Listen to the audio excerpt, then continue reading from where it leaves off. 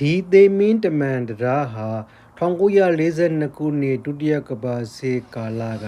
ဂျပန်တပ်မတော်ကမြန်မာနိုင်ငံတန်ဖြူစရက်မြို့ကနေပြီးတော့ထိုင်းနိုင်ငံဘန်ကောက်ကိုဖြတ်မလေးစင်ကာပူထိသွားနိုင်တဲ့ရထားလမ်းအတွက်ဖောက်လုပ်ခဲ့ရမှာ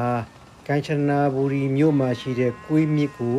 ဖြတ်ဆောက်ထားတဲ့တရားဖြစ်ပါတယ်ဂျပန်တပ်မတော်ဟာဒီရထားလမ်းကိုဆောက်ဖို့ဥရောပနဲ့အော်စီစစ်သုံးမန်းတွေနဲ့မြန်မာပြည်ကဖမ်းခေါ်လာတဲ့ချွေးတပ်သားတွေကိုခိုင်းစီခဲ့ပါတယ်။အဲ့ဒီမှာငှက်ဖျားနဲ့ကာလာဝမ်ယောဂကူးစက်မှုကြောင့်သိန်းနဲ့ချီသေဆုံးသွားလို့ဒီလမ်းကို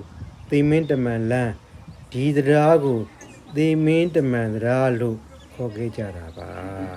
။ကမ္ဘာလက်ခီးသည်တွေဟာဒီတရားကိုလာရောက်လဲပတ်ကြတာမဟုတ်ဒီတရားဘေးမှာအခုဆိုရင်ကွမ်ယွန်မယ်တော်ရဲ့ကြောင်းကြီးကိုလည်းတိဆောက်ထားသလိုစားတောက်ဆိုင်တွေကိုလည်းရေပေါ်မှာ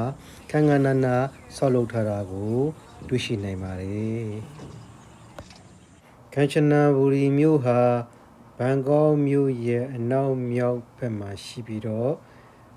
ကီလိုမီတာ100ကျော်ကွာဝေးတာမို့ကားနဲ့စီးမယ်ဆိုရင်2နာရီနဲ့3နာရီကြာဟောင်းပါတယ်အဲ့ဒီမှာကန်ချနာဘူရီကိုသွားမယ်ဆိုရင်ဘတ်စကားယထာနဲ့တက္ကစီနဲ့သွားနိုင်တယ်လို့အစိုးရစီစဉ်ပေးထားတဲ့တိုးယထာလည်းနေချင်းမြန်သွားနိုင်တဲ့အကြောင်းတင်ပြလိုက်ပါတယ်အားလုံးကျမ်းမှချမ်းသာကြပါစေ